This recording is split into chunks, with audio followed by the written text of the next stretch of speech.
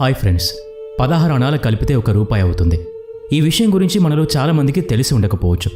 ఇప్పుడు మేము చెప్పబోయే విషయం మీకు ఖచ్చితంగా ఆశ్చర్యాన్ని కలిగిస్తుంది.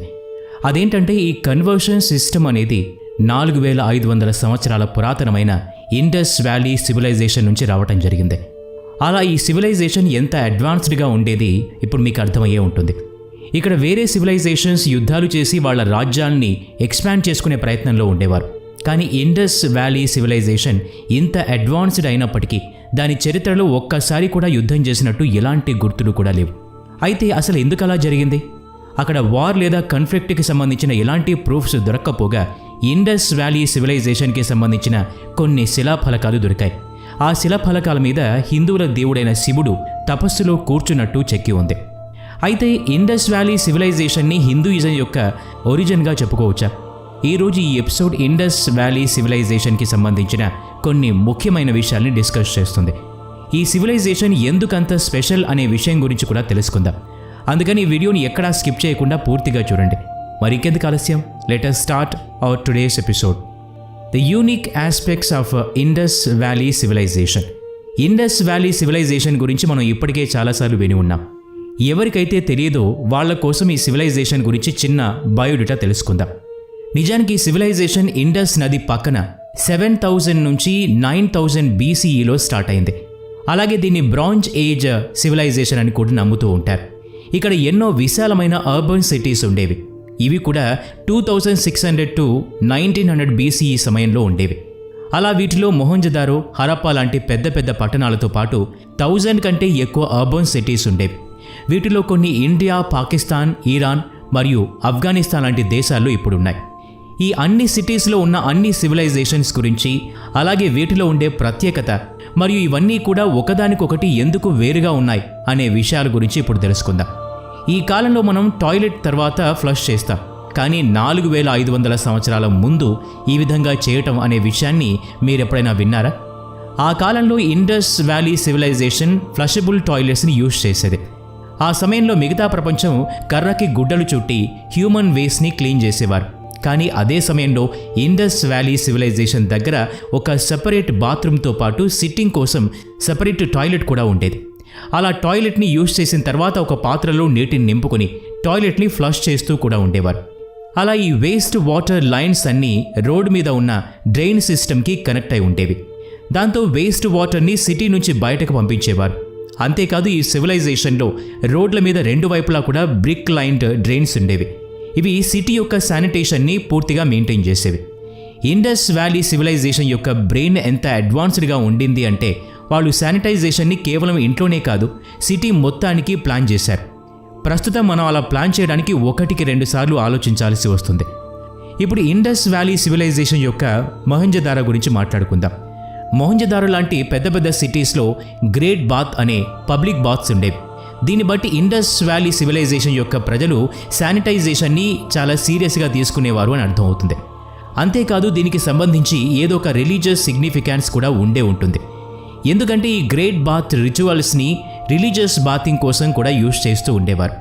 అంతేకాకుండా నీటిని సద్వినియోగం చేసుకోవటం, అలాగే స్వచ్ఛతని మెయింటైన్ చేయటం అనేది రిలీజియస్ బిలీవ్లో లింక్ అయి ఉండేది అని వాళ్ళ నమ్మకం. కానీ అన్ఫార్చునేట్లీ దీని గురించి మన దగ్గర ఎలాంటి ప్రూఫ్ కూడా లేదు. ఫ్లషబుల్ టాయిలెట్ సిస్టమ్ ఏదో విధంగా అప్పటి వాళ్ళకి పాసిబుల్ అయింది అనుకుందాం. కానీ ఆ సమయంలో ఎలాంటి మోడర్న్ టెక్నాలజీ లేకపోయినప్పటికీ ఇండస్ వ్యాలీ సివిలైజేషన్ యొక్క ప్రజలు బ్రిక్ లైన్డ్ డ్రైనేజ్ సిస్టమ్ని ఎలా తయారు చేయించారు? ఇది వాళ్ళకి ఎలా పాసిబుల్ అయింది? నిజానికి ఈ అద్భుతం ఇండస్ వ్యాలీ సివిలైజేషన్ యొక్క స్టాండర్డైజేషన్ వల్ల జరిగింది అని చెప్పొచ్చు. ఎందుకంటే మీరు దేన్నైనా కొలవాలి అనుకుందాం, లేదా కొనడానికైనా, లేదా డ్రైన్లో యూజ్ చేసిన బ్రిక్స్ని తయారు చేయడానికైనా వాటిని మీరు ఇండస్ వ్యాలీ సివిలైజేషన్ యొక్క వెయిట్స్ మరియు స్టాండర్డ్ మెజర్స్ని యూజ్ చేసి కొలవచ్చు. అందువల్ల ఈ సివిలైజేషన్కి సంబంధించి అన్ని సిటీస్లో కూడా యూజ్ చేసిన బ్రిక్స్కి ఒక స్టాండర్డ్ సైజ్ ఉండేది. ఆ సైజ్ 4:2:1గా ఉండేదని చెప్పొచ్చు. మనకు కూడా కొన్ని సంవత్సరాల ముందు వరకు 16 అణాల్ని ₹1 అని చెప్పుకునేవాళ్ళం. ఇదే కన్వర్షన్ రేట్ని ఇండస్ వ్యాలీ సివిలైజేషన్లో యూజ్ చేస్తూ ఉండేవారు. అలా ఈ కన్వర్షన్ రేట్ని కేవలం మనీ విషయంలోనే కాకుండా వెయిట్ సిస్టంలో కూడా ఉపయోగించేవారు. అంటే 16 యూనిట్స్ని ఒక్కటిగా చెప్పుకునేవారు. దీంట్లో అన్నిటికంటే లోయెస్ట్ వెయిట్ 0.8 grams, తర్వాత 1.6, 3.2, మరియు 6.4 ఎక్స్ట్రా అని చెప్పవచ్చు. వీటన్నిటితో పాటు అక్కడ పాటరీ మరియు యుటెన్సిల్స్ కూడా స్టాండర్డైజ్ అవుతాయి. ఇంత ఎక్కువ స్టాండర్డైజేషన్ వల్ల అక్కడ మనకి ఎంతో అడ్వాన్స్డ్గా ఉన్న టౌన్ ప్లానింగ్ సిస్టమ్ని చూసే ఛాన్స్ ఉంది. ఈ సివిలైజేషన్కి చెందిన ప్రజలు 4500 సంవత్సరాల క్రితమే ఇన్కన్వీనియంట్ అండ్ డిఫికల్ట్ ప్రాబ్లమ్స్ని ఎలా మోడర్న్ టెక్నిక్స్ని యూజ్ చేసి సాల్వ్ చేశారో అర్థమవుతుంది. ఈ ఇన్కన్వీనియన్స్ని ఇంకా తగ్గించడానికి వాళ్ళ యొక్క ట్రేడ్ ప్రాక్టీసెస్ని కూడా ఇన్నోవేట్ చేశారు. ఎలా అంటే ఈ రోజుల్లో మనం ఏదైనా ప్రోడక్ట్ని కొనే ముందు దాని యొక్క అథెంటిసిటీ మరియు బ్రాండ్ని తరచుగా చెక్ చేస్తూ ఉంటాం. ఇదే సర్వీస్ 4500 సంవత్సరాల క్రితం ఈ సివిలైజేషన్లో ఉండేది అని మీకు చెప్పినట్లయితే మీ రియాక్షన్ ఏంటి? ఇండస్ వ్యాలీ సివిలైజేషన్ ట్రేడర్స్ యొక్క బిజినెస్ అప్పటి one of the best civilisations అయిన యాన్షియంట్ ఈజిప్ట్ మరియు మెసొపొటేమియా లాంటి వాటితో జరుగుతూ ఉండేది. అలా ఎవరైనా ఏదైనా వస్తువును కొన్నప్పుడు అది ఏ సిటీకి సంబంధించింది అని తెలియటానికి ఆ వస్తువు మీద ఆ సిటీకి సంబంధించిన స్టాంపు వేయడం జరిగేది. అలా ఇండస్ వ్యాలీ సివిలైజేషన్ యొక్క స్టాంప్స్ ట్రేడర్స్కి ఇన్వెస్టిగేట్ చేయడానికి, అథెంటికేట్ చేయడానికి ఉపయోగపడుతూ ఉండేవి. అంతేకాదు వీళ్ళు బొలెకార్డ్స్ ద్వారా వీళ్ళ నెట్వర్క్ ప్రపంచంలో చాలా దూరాల వరకు వ్యాపింపజేశారు. ఎలా అంటే హరప్పన్ సివిలైజేషన్ యొక్క రిమోట్ ట్రేడింగ్ అవుట్పోస్ట్ అనేది ఇప్పటి నార్థర్న్ ఆఫ్ఘనిస్తాన్లో కనిపించింది. ఇప్పుడు మనందరికీ వచ్చే ప్రశ్న ఏంటి అంటే ఇలాంటి ఎన్నో కారణాల వల్లనే అక్కడ యుద్ధాలు, గొడవలు లాంటివి జరగలేదా? ఎందుకంటే ఏదైనా దేశం రిసోర్సెస్ని పిరమిడ్స్ లాంటి పెద్ద పెద్ద కట్టడాలు మరియు ప్లేసెస్ ఆఫ్ వర్షిప్ కోసం ఖర్చు చేయడం వల్ల సమాజానికి మరియు ప్రజలకు ఏమీ మిగలదు. కానీ ఇండస్ వ్యాలీ సివిలైజేషన్ అనేది ఇప్పుడు మేము చెప్పిన దానికి పూర్తి ఆపోజిట్. ఎందుకంటే ఇక్కడ సిటీ యొక్క రిసోర్సెస్ ఆర్ వెల్త్ని ప్రజల జీవితాన్ని ఇంకా బెటర్గా చేయడానికి ఉపయోగిస్తూ ఉండేవారు. Like public works, roads, streets, drainage system, plumbing మరియు ఫుడ్ గ్రెయిన్ స్టోర్స్ ఇలాంటి ఎన్నో విషయాల వల్ల అక్కడి ప్రజల యొక్క జీవితం సుఖ సంతోషాలతో గడిపేది. ఎలాంటి యుద్ధాలు, గొడవలు ఉండేవి కాదు.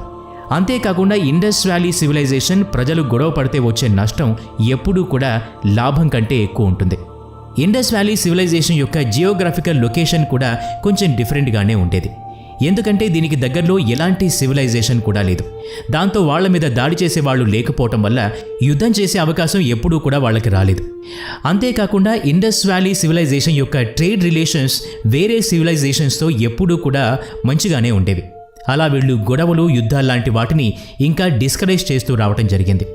ఒకవేళ మన రిలీజన్ యొక్క పునాది ఇండస్ వ్యాలీ సివిలైజేషన్తో మొదలైంది అంటే ఇప్పుడు దీని గురించి మీ అభిప్రాయం ఏంటి? ఎందుకంటే మీరు ఒక్కసారి ఈ సీల్ను చూడండి.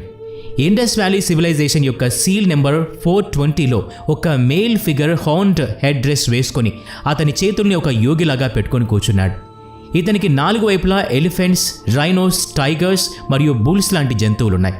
అయితే వీటన్నిటిని చూస్తే ఏదో ఒక గాడ్ గుర్తుకొస్తున్నాడు కదా.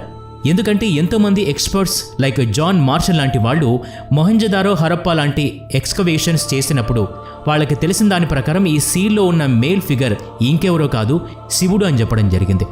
అలా అతని థియరీ ప్రకారం ఈ సీల్లో ఉన్నది ఎర్లీ ఫామ్ అయిన శివ అయి ఉండొచ్చు.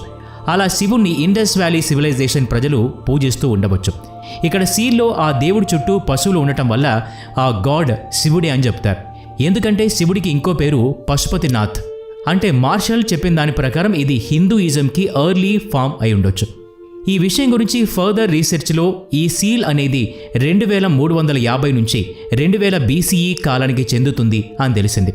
అయితే ఋగ్వేదంలో శివుడి యొక్క ఎర్లియస్ట్ పీరియడ్ 1500 నుంచి 1000 BCE అని మెన్షన్ చేయడం జరిగింది. సీల్ యొక్క మేల్ ఫిగర్ అండ్ ఋగ్వేదంలో శివుడి యొక్క డిస్క్రిప్షన్ అస్సలు మ్యాచ్ అవ్వలేదు. నిజంగా ఈ సీల్లో ఫిగర్ శివుడా కాదా అని చెప్పడం ఇప్పుడు కష్టమే. అందువల్ల ఈ విషయం మీద ఇప్పటికీ రీసెర్చెస్ ఇంకా స్టడీస్ జరుగుతూనే ఉన్నాయి. మేబీ దీని గురించి ఫ్యూచర్లో తెలిసే అవకాశం ఉండొచ్చు. ఈ సివిలైజేషన్కి అలాగే హిందూయిజంకి కనెక్షన్స్ గురించి క్లారిటీ లేనప్పటికీ ఇది చాలా అడ్వాన్స్డ్ సివిలైజేషన్ అని మాత్రం క్లారిటీ ఉంది. ప్రస్తుతం 4500 సంవత్సరాల పురాతనమైన సివిలైజేషన్ నుంచి మనం నేర్చుకోవాల్సింది ఏమైనా ఉందా అంటే ఖచ్చితంగా ఉంది అని చెప్పాలి. ఎందుకంటే ఈ సివిలైజేషన్ యొక్క సుపీరియర్ డ్రైనేజ్ సిస్టమ్ గురించి మనం చాలా నేర్చుకోవచ్చు. అలాగే వీళ్ళ యొక్క కన్వర్షన్ సిస్టమ్ని మనం ప్రస్తుతం ఉపయోగిస్తూ ఉన్నాం. సో ఫ్రెండ్స్, ఈ ఇండస్ వ్యాలీ సివిలైజేషన్ గురించి మీ అభిప్రాయాన్ని కామెంట్స్ ద్వారా తెలియచేయండి. వీడియో నచ్చితే లైక్ చేయండి, షేర్ చేయండి. అలాగే మన ఛానల్ని సబ్స్క్రైబ్ చేసుకుని పక్కనే ఉన్న బెల్ ఐకాన్ని యాక్టివేట్ చేసుకోండి. Thanks for watching.